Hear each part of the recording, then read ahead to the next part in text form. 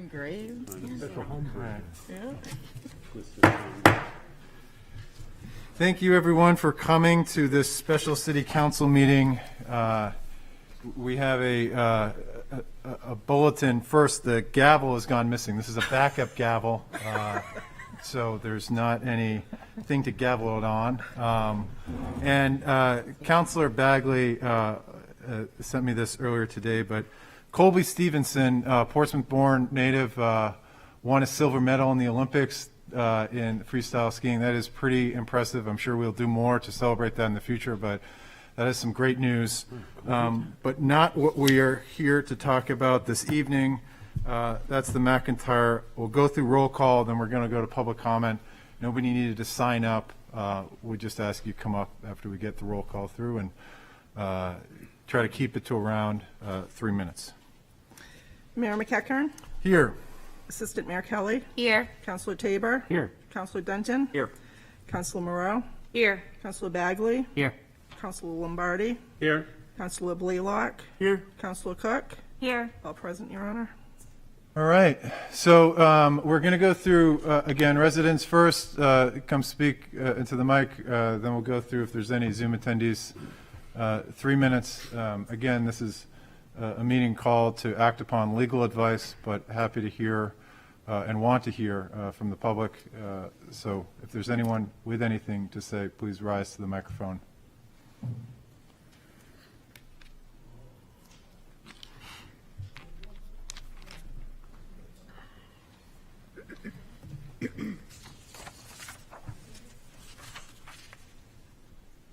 Evening. My name is Roy Helsel, 777 Middle Road, Unit 22. I don't understand it. If they're a partner to the city, why are they so dominant? They don't go along with what the citizens want for the McIntyre lot. We've had a great, how should I say, drawing that when we went to the new developer, and the guys put what the citizens have asked for. We want open land, we want green space, we don't want big ugly buildings. My granddaughter just came after about 6-7 years to visit. She says, boy, place looks ugly. And the people look poor. She says, Hampton looks much nicer than this place. That's all I have to say. Hope you make a good choice. Thank you, Roy.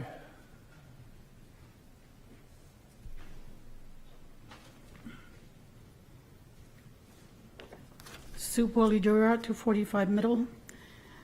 And I'm really not certain about the motivation of tonight's meeting, but I just wanted to come and let you know my point of view, that if your motivation is to get rid of the lawsuit that is plaintiff right now by Redgate Kane, I have to tell you that if that happens, you're going to see other lawsuits. It's not going to be the very last one. Two councils ago agreed to this contract while ignoring 700 signatures from residents against it. And they still went with their Redgate partnership.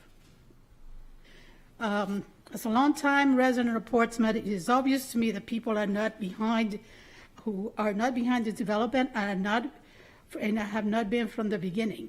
They want something on that location to benefit the entire city, not just a few people. Thousands of hours went to seek out input from residents. Is that now going to be discarded as though it never happened and it doesn't matter? The city has already received a credible request of interest from developing the concept from the principal group. What's going to happen to that? And was well broadcasted, well publicized. The developer said he can do it. And on the other side, you have the developer, Mr. Kane himself, who is on record saying that the plan that the people came up with is unbuildable and cartoonish. Now it was on the paper, it's on record everywhere. And it will come to question why our city council wants to partner with someone that considers that plan that the principal group came up with based on feedback from the residents of Portsmouth to be unbuildable and cartoonish.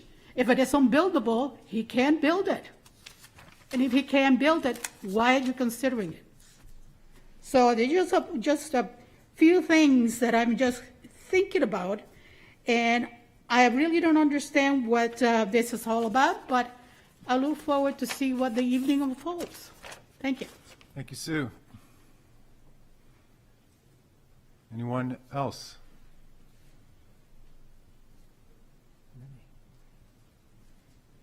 Good evening. My name is Bill Binnie, 35 Wentworth Road in Rye. May I take my mask off or keep it on? Oh, we keep them on here, and I just want to, is there any Any other other Portsmouth residents? Sorry, All right, I was go waiting. for it. Okay. As many of you know, I've known many of you for a great many years, in some cases decades, and I live and, work right next to the McIntyre in the old City Hall.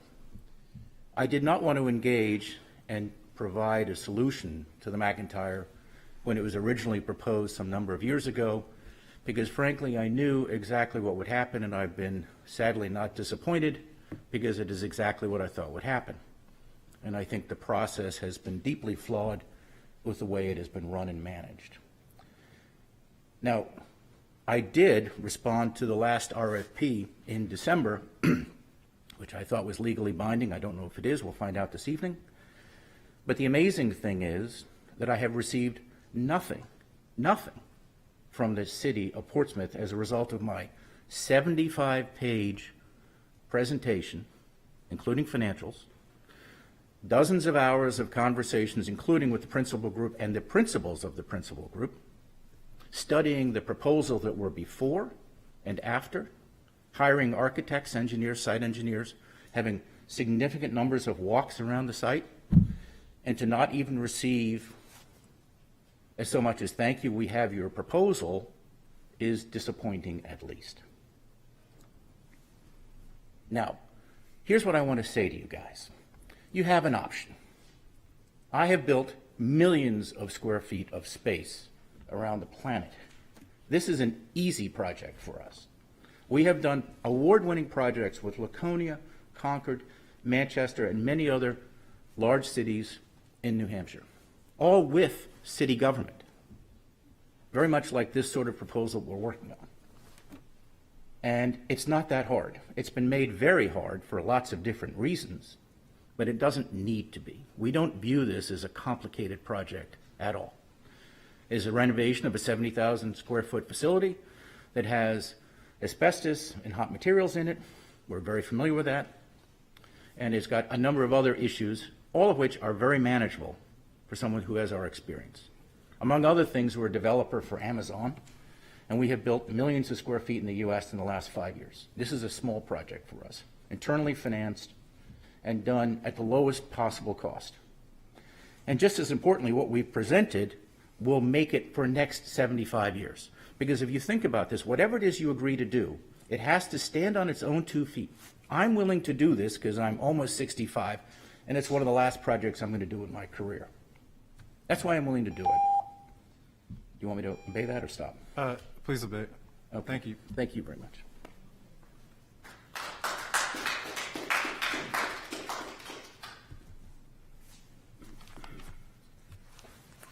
Good evening, members of the City Council. I'm Justin Richardson.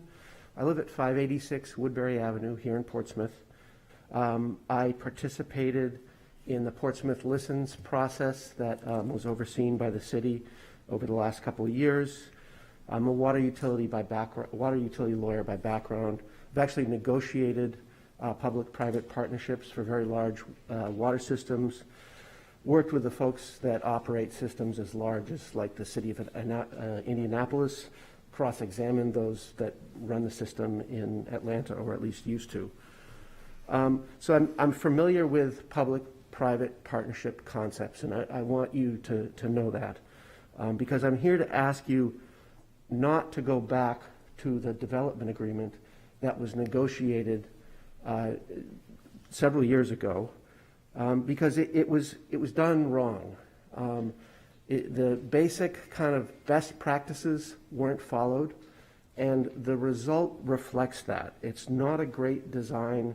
It's boxy. It's overbuilt. I think, anyone that goes to Series Bakery now, can see what happens when you try to build too intensively, where there's not enough workspace. You can't fit what you're trying to build there easily. And I feel bad I haven't gone to that bakery in years after going there, almost every day for a very long time, decades.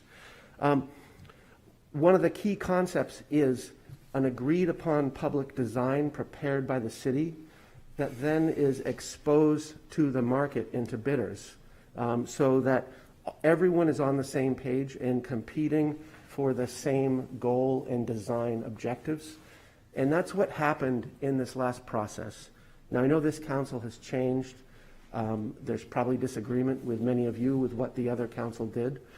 But I'd suggest that even a blind squirrel gets a nut is the saying that comes to my mind here.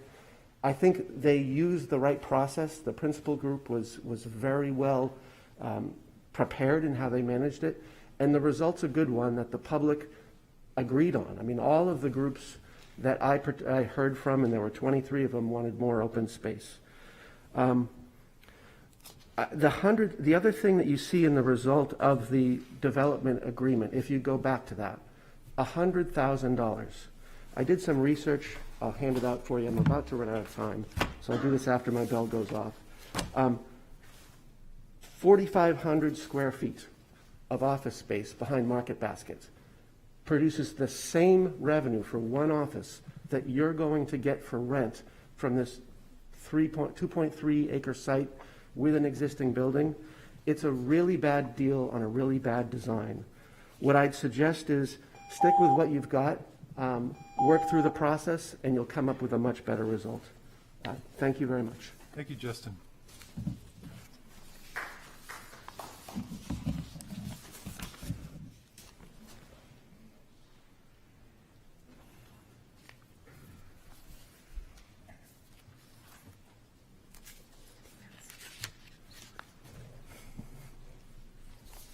Good evening, Rick Becksted, 1395 Islington Street. I wasn't necessarily going to speak tonight, depending on what was said.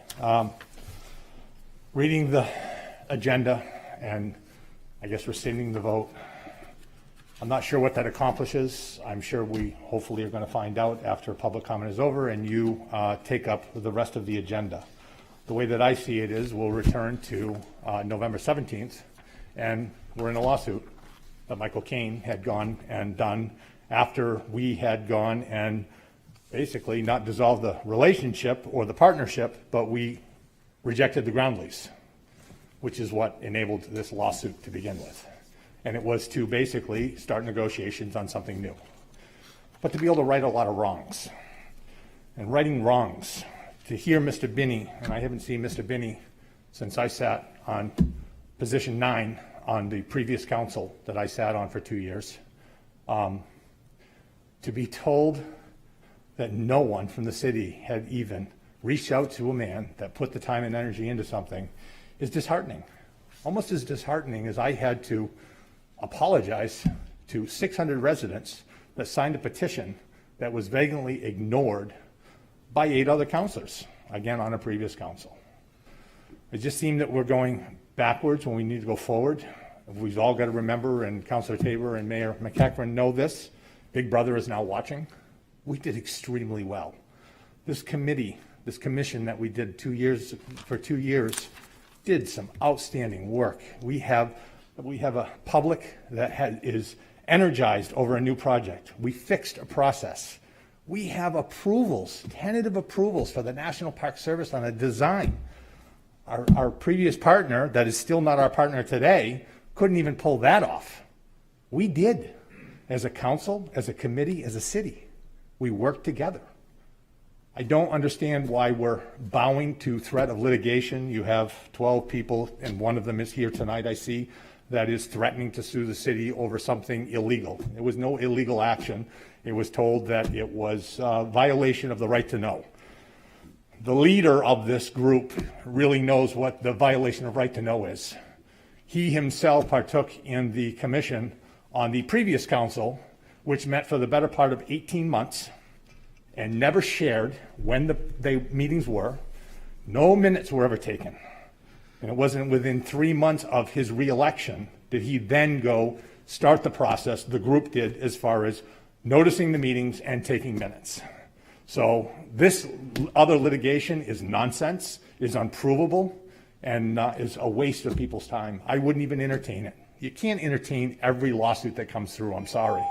You got to have some guts, and you got to be able to move forward and see what's right for the city. Thank you. Thank you, Rick.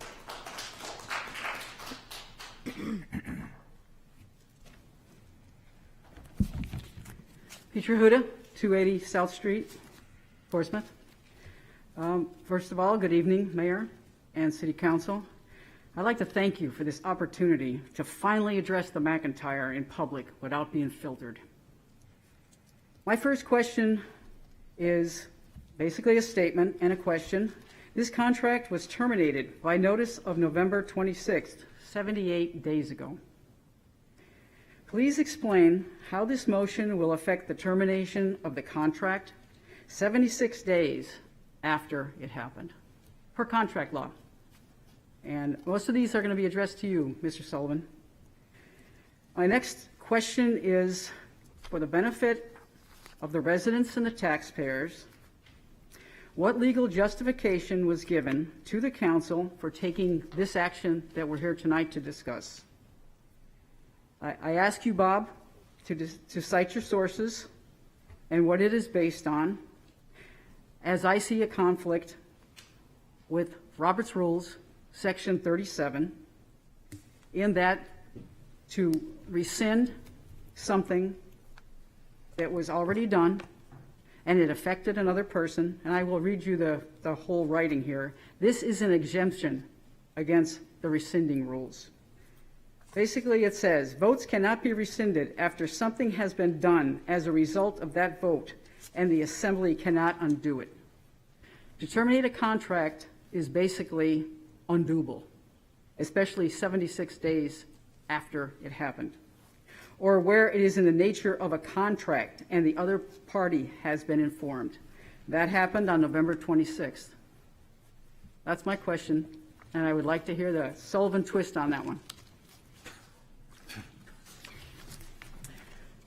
The next thing I'd like to do is actually give you a summary of why I voted for what I did on November 18th, in contrast to what's been stated all over the place by certain councilors and everybody else. My decision was based on the facts to terminate the Redgate Kane contract. My decision was based on the original contract, the ground lease, the NPS rejection, and the quotes from Mr. Kane that just kept on coming.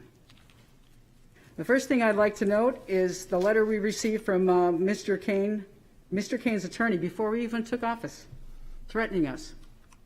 Second happening, Kane filed a lawsuit against us just after we voted to get rid of the ground lease. That was never voted and ratified by the council. Then it started with the lawsuits and the quotes. After we went through all the other stuff. Are you going to let me finish, or do I have to cut it off? How much more time do you have? Basically, I just want to go through what the rationale is and ask the council if they really want to do business with this type of partner. I'm going to have to ask you to stop. Okay, if you want thank to share you. that digitally with us.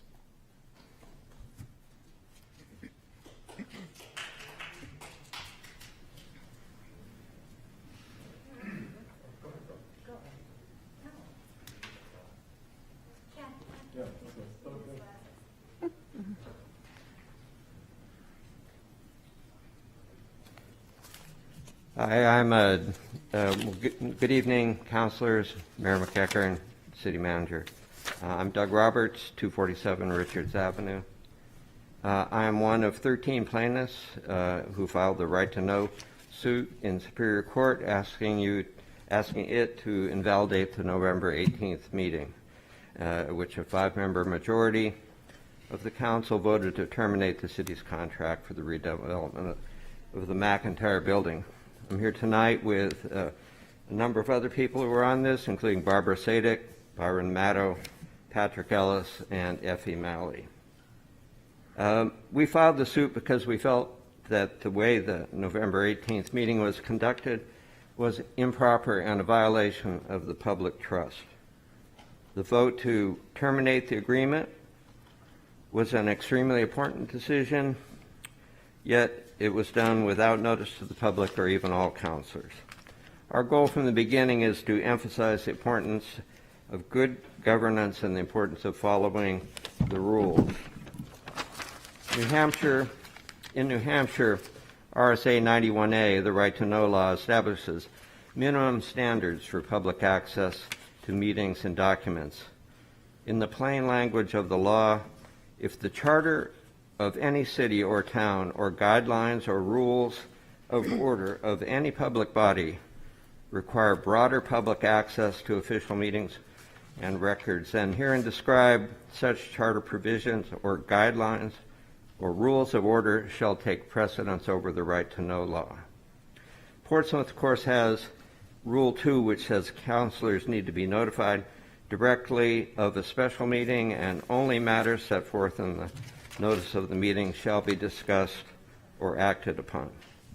The notice for November 18th was obviously deficient in that it did not include basically anything that happened at that meeting. We support the move tonight to rescind the November 18th meeting, although we are not here to defend or support Redgate Kane. Like most residents, we are generally okay with the plan developed with the principal group, though important details have yet to be worked out. We believe that this council, if it does decide to rescind the November 18th vote, and months from now it turns out that it too cannot work with Redgate Kane, the option to go in a different direction will remain, and the city will be on firmer legal ground. That said, we hope the council tonight will recognize that the meeting on November 18th was not good government. We can disagree on the issues, but we need to agree on the rules. I only have a tiny bit left. Thank you, Doug. I appreciate it. I've cut everybody else off, so I'm going to have to ask you. All right. Well, we support the way the council is going, and we hope that you'll come up with good Thank you. rules. Thank you, Doug. All right. Thank you. Hey, guys, we're asking people to come up and speak for 3 minutes. I've tried to keep to that. If we could please be respectful as other folks are speaking, I would very much appreciate that. Good to see you, Peter. Yeah, good to see you, Mayor McEachern, Councilor Tabor, who sat on the McIntyre committee. You all know that I spent thousands of hours working that, and we had over 50 meetings. So just a couple things on the meeting that took place on 11/18, where we took the vote to essentially terminate the agreement with Redgate Kane. The meeting was duly noticed. Nothing illegal or criminal about it, except if you read about it on Facebook. The motion was proper. The vote was legal. The city attorney knew that I was going to make that motion at 2 o'clock that afternoon. There were 2 non-public meetings weeks before that. The entire council kind of knew what was going on. I'm not going to get into that because that was a non-public. So why did we do it? We terminated the development agreement, which was in place. That's what we did. We returned the $400,000 deposit to Redgate Kane. We properly noticed the termination from Attorney Conley to Redgate Kane. Formal letter was sent. And an RFP was developed to develop a new plan to go forward. So the thought was we were going to continue our legal action against Redgate Kane and go with a new development partner and build the people's plan. That's what we were going to do. And why did we do it? We did it to protect the residents, and it was the right thing to do. Any sane person looking at the facts over 2 years that I did would make that same decision. Redgate Kane acted in bad faith over 2 years, launching a lawsuit 3 weeks prior to the election. bashing, belittling the People's Plan, calling into question the city's and its residents' hard work that worked on the principal plan, that I spent thousands of hours working with a principal group to try to get through in the city. This is not someone you want to partner with for the next 75 years. My experience over the years as a turnaround guy for corporate and union and financial problems tells me that when a partnership is toxic and there is bad faith dealing after trying everything, it's time to move on. And that's what we did with Redgate Kane. The city has moved on. We have a new plan through the principal group, and that's something that we've got to work toward. The residents are watching this council. Outsourcing this decision to the city manager was a wrong decision. You represent the residents of Portsmouth. You need to be involved and be strong on this. We need to move forward with the people's plan and jettison Redgate Kane. That needs to happen immediately. I would urge you not to reverse the council's decision. Continue the path. Thank you. Thank you, Peter.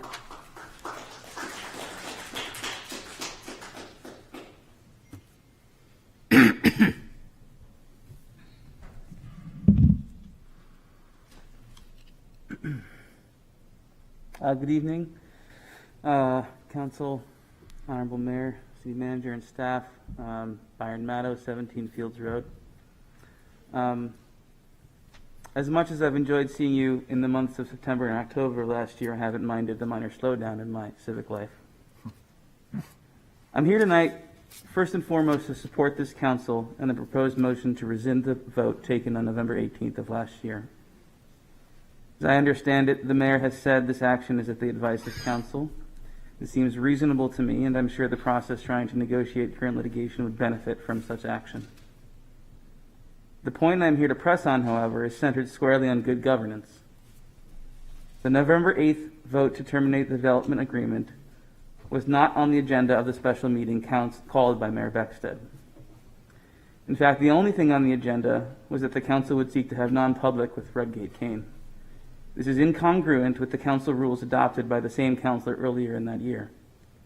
This is unacceptable regardless of the subject, and even more so considering the great consequences of that particular action.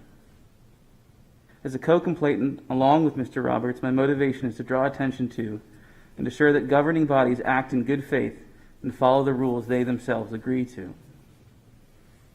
As it stands today, the New Hampshire Superior Code is the only mechanism a citizen has to hold account those who have not executed in good faith the rules of transparent governance. This, I believe, is too high a burden. That is, we should aim to have more mechanisms at the local level to prevent elected officials from taking actions without proper notice. My hope is that the newly formed governance committee, headed by Councillor Cook, will look at this specific case as a data point. Can we amend the charter to prevent councils from taking action that are not specified in meetings agenda? What else can we do? I am not here in any way wanting to help or assist Redgate Kane. Any assertion that our filing is for that person fails basic scrutiny. Those who make the claim either misunderstand intent or willfully betray the public discourse. I would just like to say I get lunch at Sirius more times a week than is probably healthy, and it's still delicious. I would like to thank the mayor and this council for considering this action tonight, and I hope they follow through. Thank you, and it's good to see you all on that side of the bench. Thank you, Byron.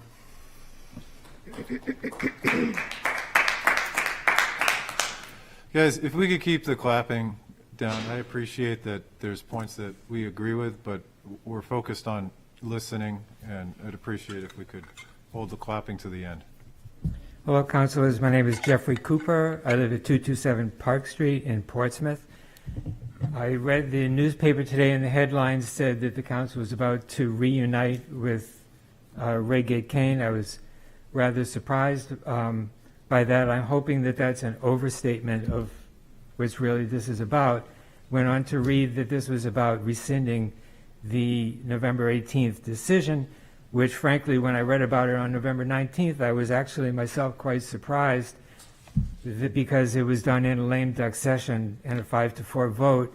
And I personally didn't think that that was appropriate. I really felt that it really should have been left to this council to handle that. So this is kind of what other people have been saying. I want to focus on to what to me is the real question is whether or not Redgate Kane is willing to build what the citizens of Portsmouth really want to happen there, or whether Redgate Kane is going to continue his efforts to try and force the city to build his project, which was approved by the 2019 council, but rejected by the National Park Service. And everything that I've seen, the tea leaves, indicates to me that that still is his goal, to force the city to approve and build his project. And I think that's really an unfortunate situation. So regarding the motion to rescind the November 18th meeting, I don't know about, I'm hearing a lot about the technicalities of whether the meeting was legal, appropriate, this or that, or whatever. You may have legalistic reasons why you need to rescind that. If you decide to do that, I respect that. But seeing as how I don't really see any indication that Kane is willing to build what the city is, the citizens want to happen. As I said at the beginning, I was shocked to see that it was a lame duck session that fired him. I really felt that firing really should have fallen to you, that if you rescind the November 18th meeting, which I understand may be necessary, that unless we have some sort of indication from Kane that he's willing to build what the city and the citizens want to be built there, then it's incumbent on you to also fire him yourselves after that and terminate that relation, because everything I've seen in the entire relation with Kane has been completely dysfunctional. The fact that he's suing the city, how you could possibly consider our development partner with somebody who's suing us, those are the suits that need to be dropped. The suit from these people over here seems to me rather a nuisance kind of a suit. The real problem is with Kane, not with the people here. Thank you for your attention. Thank you so much. Good evening. Ken Goldman, 271 Islington Street. I was really confused by what I heard from a lot of people earlier this evening. I didn't think we were here to discuss whether Redgate Kane's ideas for McIntyre were the right ideas or the wrong ideas. I thought the reason we were here was to decide whether or not the meeting on November 18th was appropriate and whether or not it should be rescinded. Whether what Redgate Kane wants to do for the McIntyre and how the city wants to work with them, I think is a separate but related issue. So, I would like to just say that I hope that we stay focused on the real reason why we're here, or at least what I think it is, and just focus on whether or not that meeting should be rescinded, and that's really why we're here. Once that decision is made, then you folks can go ahead and figure out the right way to handle McIntyre, and I expect that you will. But thank you very much. Thank you, Ken.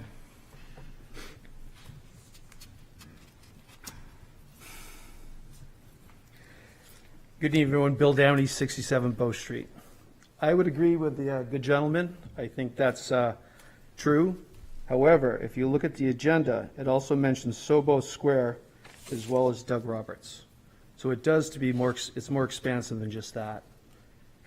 I'm pretty confused. Now, Mayor, maybe you could guide us and inform us, or City Manager Mr. Sullivan. I would ask this: do we have the same current council that you referred to on the decision based for this as we did on November 18th? Have there been any additions or subtractions or loss of faculties since that day? Because what I'm confused about is how did the same legal counsel which authorized the actions of November 18th get us to tonight? So, Mr. Sullivan, I guess that question goes to you as the attorney, or Mr. Connolly. Because unless someone fell on the slippery ice and lost some faculties, it doesn't add up. Okay, that's the first thing. The second thing is, I would agree with Mr. Binnie that I read the contracts, I read all of Mr. Falvey's comments from Boston. Now, the extension from January 20th or 30th to the 28th of February in Rockingham County makes sense because he couldn't attend. And it says explicitly that the city may not engage and a potential developer. It did not limit it to acknowledgement. We didn't have any acknowledgement as far as the correspondence to Mr. Binnie and his team, and I think that is poor form. And as a citizen, I would ask you to reconsider that in the future. Now, based on that, I agree that we're not getting into Redgate Kane at this point, but I did want to share with you this. We had the benefit, as you know, of legal counsel under Paul McIntyre, and boy, do I miss him these days. He was our North Star, and I reflexively have wanted to call him so many times in the last 2 weeks. So I took the time to read every position paper he had, as well as the representative of Redgate Kane. And we can go back and forth, but I think this summarizes his position on the whole thing. Keep in mind, the application period terminated September 7th of 2019. That was in the development agreement. Anything that came after that is pretty much a jump ball, even though we have the interim agreement. But this will be my final comment. It is important to note that the failure to vote or agree on a form of a ground lease by the City Council does not create a default situation, as the opposition claims, but is simply a failure to reach an agreement. In the development agreement, if the parties are unable to reach agreement on the ground lease prior to the application, then the parties may terminate this agreement. So there is no great exposure, and I believe at this juncture it's a jump ball legally, but I think the Herald has done us disservice by exploiting it and overstating the position, so I hope you take that in consideration. Thank you. Thank you, Bill.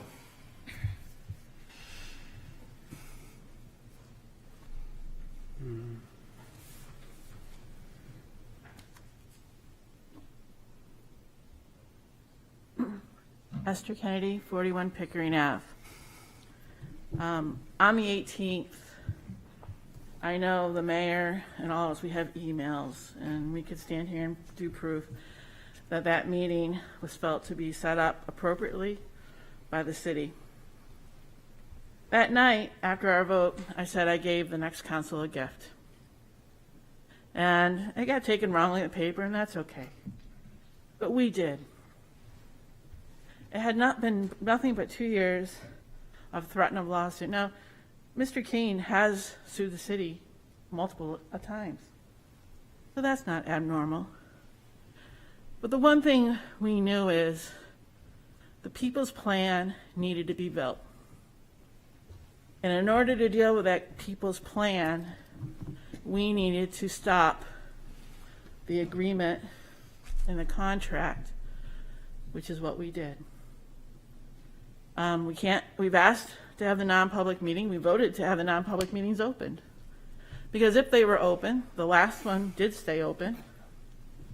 And I can share with you that I shared everything that I was going to say on the 18th in that meeting. And other people shared a lot of information too. We got fights and kickbacks from certain councilors because they didn't want what was said in those non-publics to become public.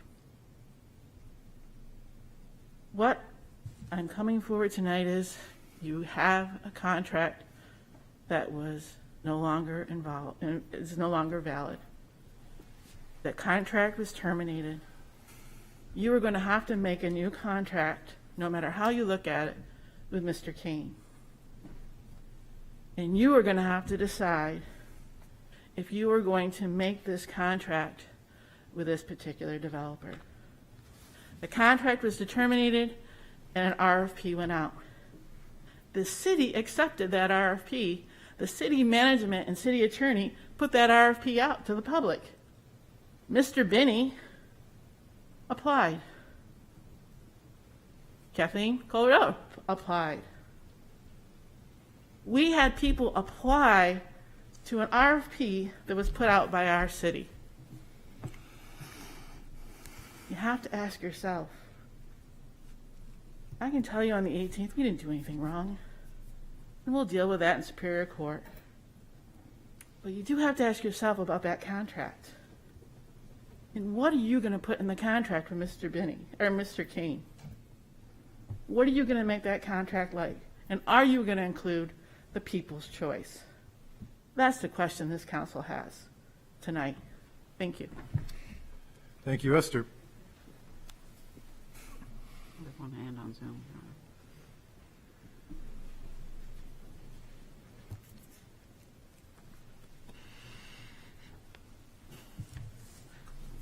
Dick Bagley, 213 Pleasant Street. I think when you listen to the speakers, you do focus on the idea that the lawsuits focus on did the prior council appropriate call and conduct a meeting as has been cited here tonight. And others have cited their opinion of the law. I certainly don't have an opinion in that regard. What I have been involved in innumerable situations where you have to take a vote, both in serving in What Sky with legal implications here for the city of Portsmouth as well as for Rockingham County. And typically when you're in a situation such as we were at that time, and a vote is called, and the vote is 5-4, if at that time Councilor McEachern, who's now mayor, and Councilor Tabor, who was there, typically you don't vote. You don't vote negatively because what you're trying to say is you're against it. That's different than saying, I disagree with Councilor Sullivan that this meeting was called. So I would ask the mayor and Mr. Tabor why they didn't recuse themselves from the meeting and make the point to the city attorney and the city manager at that time that they weren't going to vote on the issue because they didn't feel the meeting was appropriately called and was appropriately conducted. So you have to ask yourself, why did the mayor and the Councilor Tabor change their minds?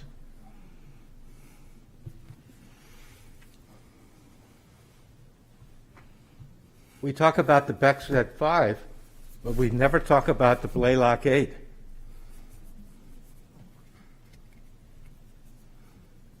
I've lived in this city now going on 15 years.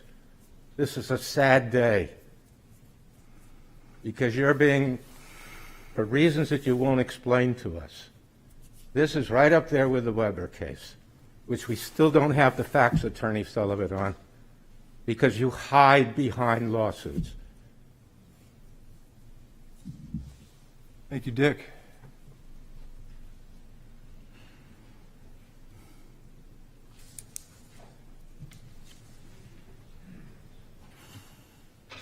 Patricia Bagley, 213 Pleasant Street. I'm glad Bill Downey is confused because I thought I was the only one. About the only thing that hasn't been confusing in the last 2 years was the vote taken in November that you want to rescind. It was the only thing that made sense after 2 years of trying to develop a property with a developer who doesn't want to develop what we want. We've built many houses, too many houses over the years, and if we had a plan to build a house and our contractor said, I don't want to build that, I want to build my design, we would get a new contractor. And we've been putting up with this for 2 years. He didn't want to build what we wanted. He wanted to build what he wanted. The council took a vote. I don't see anything illegal about it. It was a meeting that was noted to the public. So councilors are not allowed to make a motion and vote on it. Are you voting on this motion tonight to rescind? I mean, that's the other part of my confusion. Are we just talking to air? I know you're listening, but has your mind already been made up when you came tonight? Because this is a special meeting that you called to consider this. So are you voting this to rescind the previous vote? Because what else is at stake right now, which Doug Roberts referred to as a violation of trust, is exactly that. The violation of trust falls on this council if you rescind the previous council's vote. It says as much about you as it does about them. Thank you. Thank you, Patricia.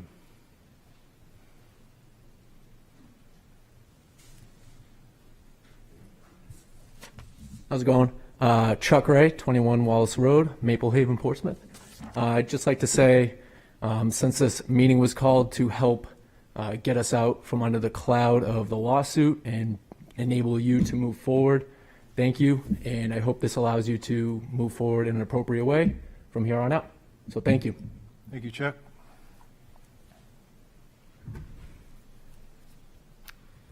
We do have one hand on Zoom, and looks like Paige Trace is approaching the microphone.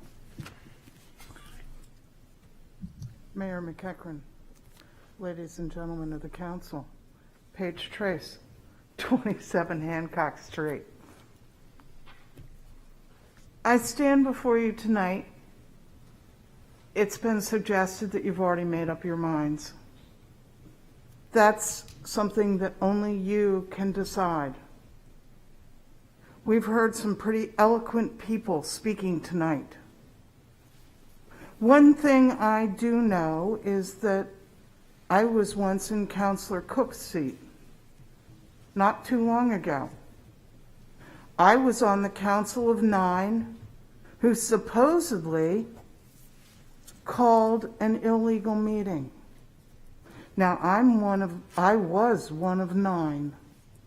The mayor called a special meeting just like this one.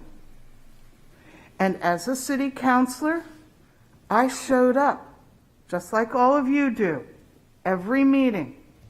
Because we all, whether it was us or whether it's you or the council of, as they say, the Blaylock 8, we work for the residents. We worked for the residents. So you show up. And when the mayor says, be there, you are. So I showed up as one of 9. And it was a duly noticed meeting. Attorney Sullivan, you had plenty of time, sir, with all due respect, to tell us it wasn't. We showed up. Councilor Whelan made a motion. He asked the mayor, I remember it specifically, if the mayor would entertain the motion. And the mayor said yes. That is the mayor's job. And Councilor Whelan proceeded to make his motion. And I listened intently. It was the first time I'd heard that motion, but I paid attention. And I felt it was worth seconding it. So I did. But it was a duly noticed meeting. It was a duly made motion by a sitting city councilor, and I seconded it, and we voted. We, the members of that council. And we worked for the same residents that you do. So I am here to say to all of you, I can't tell you how to vote your conscience, but I can remind you that you work for all of us now, just as we worked for you. And I would thank you to go on and go forth, and Attorney Sullivan, sir, and City Manager Kennard, you both had plenty of time to tell us it was an illegal meeting, or an illegal motion, or an illegal vote. And none of that was true. Thank you. So I thank you. Thank you, Paige. Paige. Mayor. It's great to see you. If there are no other speakers in the room, okay. You don't have to speak, but I do want to get through all of the public speakers before we get to Zoom. Hi, my name's Mike Oakes, and I live at 315 Little Harbor Road, and I've lived in this city all my life, and I think that this is really a shame of what's going on. I think Kane is the wrong person, so the vote, I think, was the right thing to do to get rid of him, because if all he does is every time something doesn't go right for him, he's into the litigation thing. With any business, you can always lose money. That's his gamble. If it didn't work out, so be it. But we shouldn't have to pay for that. And I don't understand how we can even sue the city over something like that. You know, but I just, like, right now, if the city of Portsmouth wasn't able to get this property, I think that would be the best thing. Because then who's he going to sue then? The National Park Service? I don't know. I know you guys have a hard job, but I just think it's wrong. Thank you very much.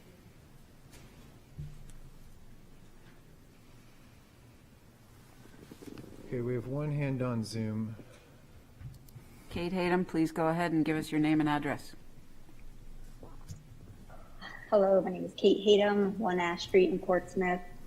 I just wanted to say thank you to this council for trying to manage and lead our city with respect, maturity, value for experts, and collaboration. There's obviously a lot of work to be done to course correct for the many rash and irresponsible decisions of the past council. So I just wanted to say that I fully support this council to make informed and responsible decisions regarding the November 18th vote. Thank you. Thank you, Kate. Okay, with that, I am going to move on to the motion, and I just want to, I should have probably said more at the beginning. First, and we'll allow Attorney Sullivan to speak. I know there were some specific legal questions around that. Why I'm not calling this meeting is to really dig into the legality of the previous meeting on the November 18th. I am also not calling this meeting to, as was the headline, I can't pick the headlines in the press of reuniting with Mr. Kane and SoBow Square. I called this meeting because upon advice from counsel, our best path forward to best position the city legally was to rescind how we terminated the contract. That is it. And so while I appreciate there was a lot of passionate discussion on the future with SoBow Square or the notice of the meeting, that is not why we are here tonight. We are here because our attorney in this matter suggested that this was the way that we would best position the city of Portsmouth going forward. So I'll await the motion as written. Councilor Moreau. Mr. Mayor, I would make a motion that we move that all actions taken by the City Council at its meeting on November 18th, 2021, including but not limited to termination of the development agreement between Redgate Kane doing business as SoBow Square LLC and the city, and hereby rescinded. Second.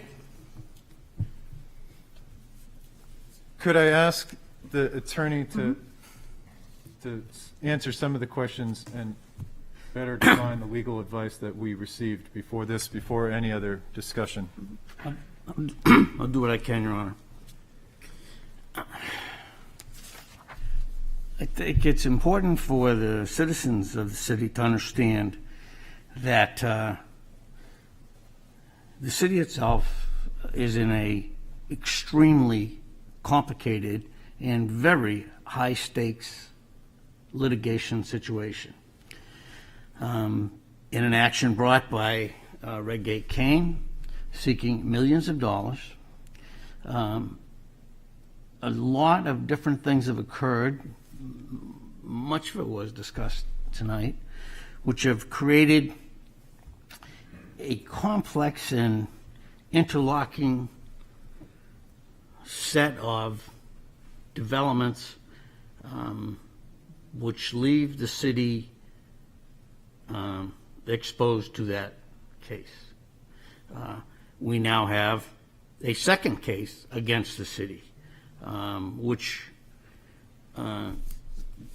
does have the effect, whether intended or not, of assisting the Redgate Kane action against the city.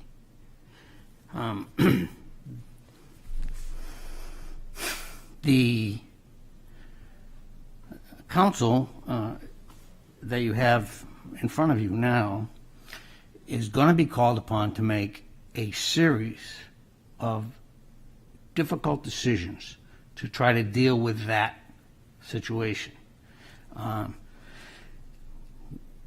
What we're asking tonight with this motion, which, as you heard, is recommended strongly by counsel, not only by myself, but by outside counsel, Michael Conley, the Hinckley Allen law firm. What this motion represents is just one tiny little baby step to try to find the pathway out of the situation that we are all in. It is not intended to lead to any final result. It is just the next step. Your councilors have the benefit of having had a very lengthy non-public discussion of this complicated situation with Attorney Conley and myself. Unfortunately, we cannot share everything that got said in that conversation with the citizens at large, because to do so would share those very same things with the people who are suing us.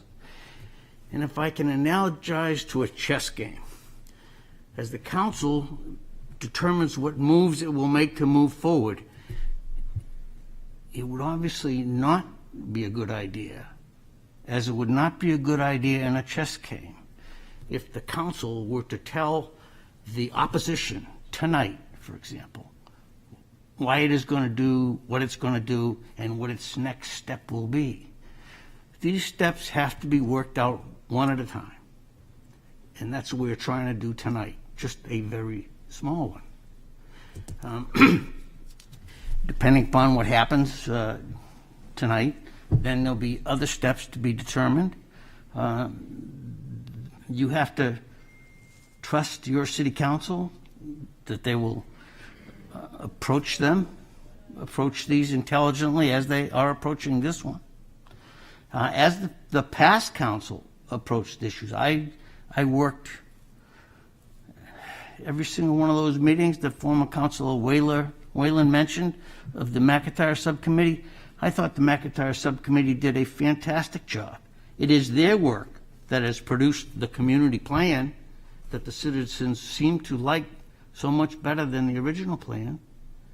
And that certainly makes the community plan a goal, but to reach the goal, you have to take those many steps, of which we're asking for one, on that long and winding path that we haven't even determined yet.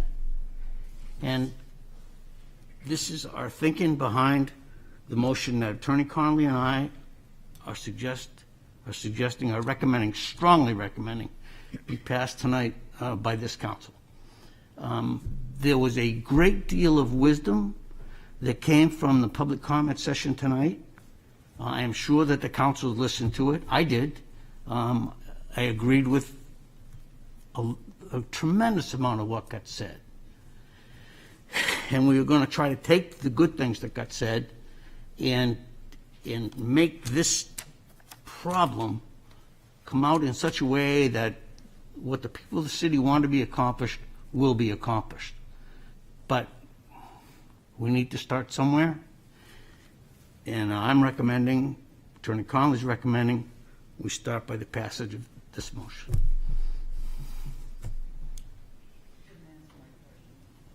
Councilor Moreau, then Councilor Tabor.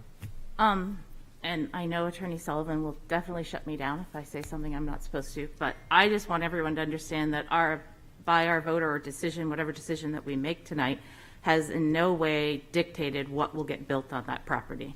And honestly, one doesn't have a direct link even to the other. We're just looking for the pathway forward as he's spoken about, and this is what we see as the most reasonable pathway forward to make sure that the citizens get what they deserve. That's all. Councilor Tabor, then Councilor Dutton. Thanks, Your Honor. It's been good to hear from all of you. It's helped each of us, and I know it's helped me, reflect on my vote tonight and check all my assumptions and do my own gut check. I do think that we should vote to rescind. First, I think the meeting of the 18th, it wasn't such a problem for those of us who were not in the majority. It was a problem for the public. I said at the time, how is the public to know that this motion was going to be voted tonight?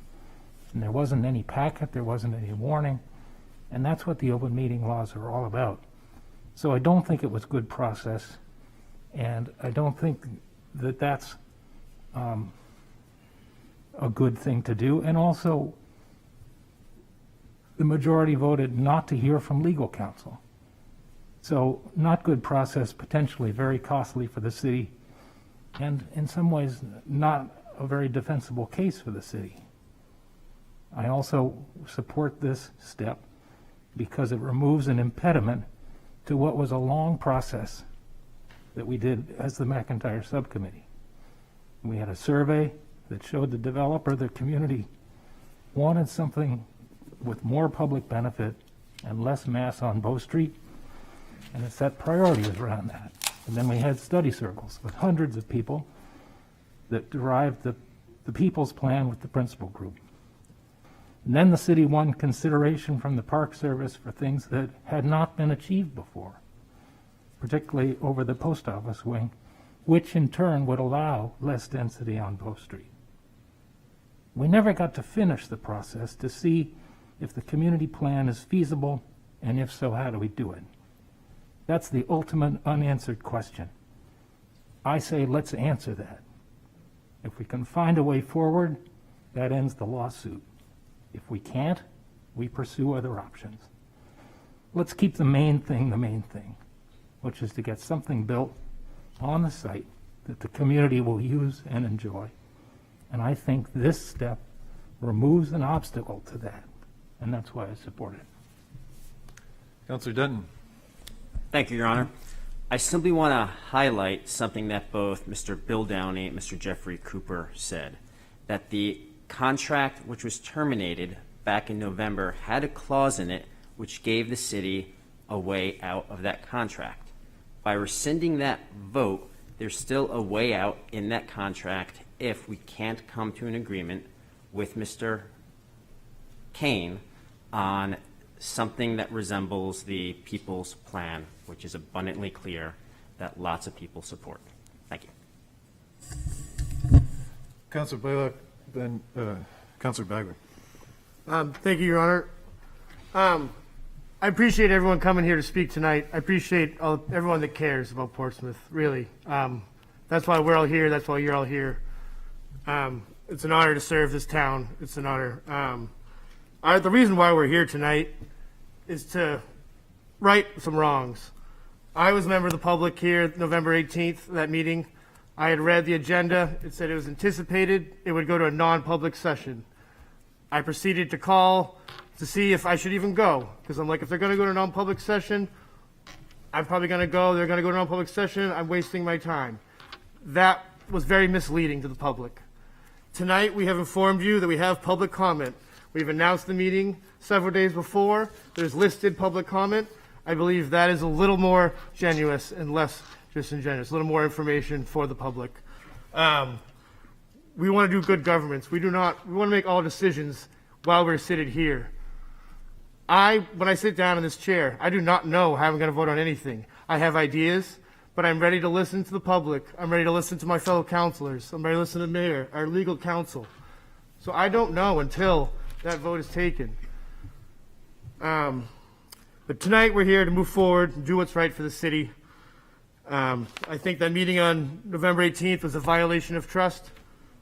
It was not properly noticed. Tonight we're trying to do the right thing, properly noticed, and get back to work. Thank you. Councilor Bagley. Thank you, Your Honor.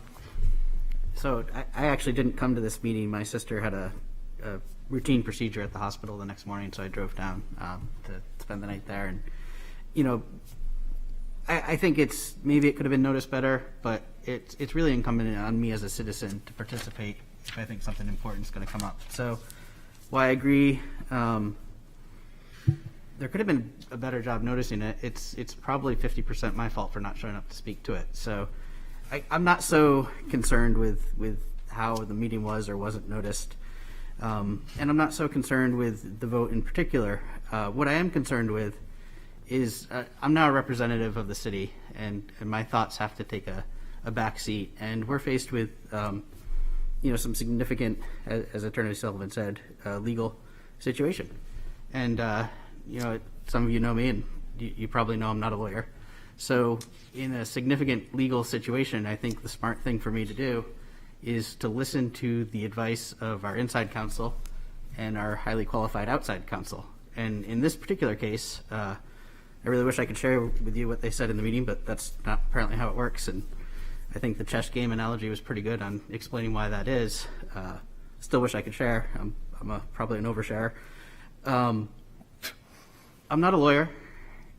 We're facing significant legal issues.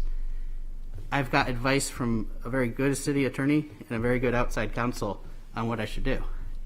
And I appreciate everyone speaking tonight. And perhaps my opinion could have been swayed to not vote on the recommendations of the legal advice I've received, but I haven't heard anything that tells me that the people speaking tonight who don't know the case as well as the legal experts that spoke to me in non-public do have a better set of advice for me. So I'm going to vote along with this motion. I'm disappointed that we have to move so quickly on this, but the schedule is what the schedule is. There's a lot of things in the city I'd rather be focused on than this particular item. But legal advice is that we have to do it, and we have to do it sooner rather than later. So here we all are tonight. Thank you. Councilor Lombardi. Yes. I've been thinking about just the council in general, and one of the things I've considered is that people talk about the old council, people talk about the new council. I don't believe that's true. I think there's one council. There's been a council with hundreds of people that have participated, contributed their time and wisdom to this council. And I am honored and really humbled to be part of that. And I've listened very carefully to the citizens who have spoken, and I've listened very carefully to the legal counsel that we've received. I want to see something good at McIntyre, and I think that the projects that have been developed that are more to the residents' liking are superior. And I listen to counsel who says this is a step to get there. So I'm going to vote for this as well. The Assistant Mayor. Thank you, Mr. Mayor. I want to make it clear that my goal here on council is to make sure that the citizens, all citizens, are represented, but to understand that all citizens have different opinions. My goal is not to invalidate the hard work of the subcommittee of the last council or the opinions of the 600 plus citizens that put in all the time and effort in the People's Plan, nor is it to invalidate all of the people from 2017 to 2019 who worked on the original plan. My vote will not guarantee that Redgate Kane wins a contract with the city. I do promise that I will make sure that we can build a plan that is good for all. But we need to take steps forward, and we cannot take steps forward if we are constantly tied down in litigation with this project. I understand that not everyone in this room has the same opinion, but we all love our community. We all need to trust that we can move together. We can move forward together, and we need to move forward together. And I personally think, and I will be supporting this motion, that this is the best foot forward at this point in time. Councilor Cook. Thank you, Mayor. I'm here tonight simply to act on advice from legal counsel on the best path forward at this point. We, of course, have a long history with this project as a council, not just this council, the prior council, the council before. I think that everyone on the council is always trying to act in the best interest of the city. And in this case, I'm supporting this action because this is the path that our legal counsel has advised us to take. And it's just one more step that we need to take to eventually have a project built at the McIntyre site. So I will support it. I thank you all for your comments. I wrote down notes on what everyone said here tonight. It's wonderful to hear from all residents of the city.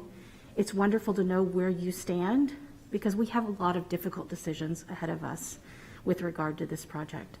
And I, for one, will always listen to what you have to say and weigh those comments when moving forward. Thank you. I appreciate that everyone came out tonight. I truly do. I appreciate that everyone was civil tonight. It's difficult, I think, to hear, for me, about a lack of trust. We have to earn your trust. We are not here to represent one group over another. We're here to represent the city of Portsmouth. I love all of you because I love this town. I love that you've shown up tonight and have shared what you believe with us. I've listened. I've taken notes. It's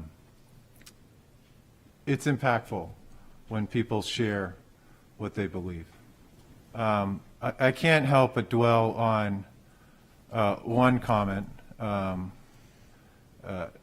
Bill Downey shared that he wishes a lawyer by the name of Paul McCachran was here and so that he could ask him questions. Well, Bill, I wholeheartedly agree with you on that sentiment. I wish my father was here for this and many reasons. But a piece of advice that my dad gave to me was to always listen to your attorney. I called this meeting and I gave this meeting notice not because of what happened with how a previous meeting was called, not because of what we would be committing to in terms of a development partner, but simply because our legal counsel said that the best course of action for the city of Portsmouth was that we call this meeting and rescind the actions of November 18th. And for that reason, I called that meeting, and for that reason, I will be supporting this action tonight. I appreciate everyone that is coming out, and with that, I would ask Valerie to call the roll. Assistant Mayor Kelly? Yes. Councilor Tabor? Yes. Councilor Denton? Yes. Councilor Moreau? Yes. Councilor Bagley? Yes. Councilor Lombardi? Yes. Councilor Blaylock? Yes. Councilor Cook? Yes. Mayor McEachern? Yes. That's unanimous. Please, no clapping. We don't come into the city hall and clap if we agree and we don't agree. We come to participate in a civil discourse. We have to. I'd really appreciate that if we could follow that. I'll entertain a motion to adjourn. So moved. Second. All in favor? Aye.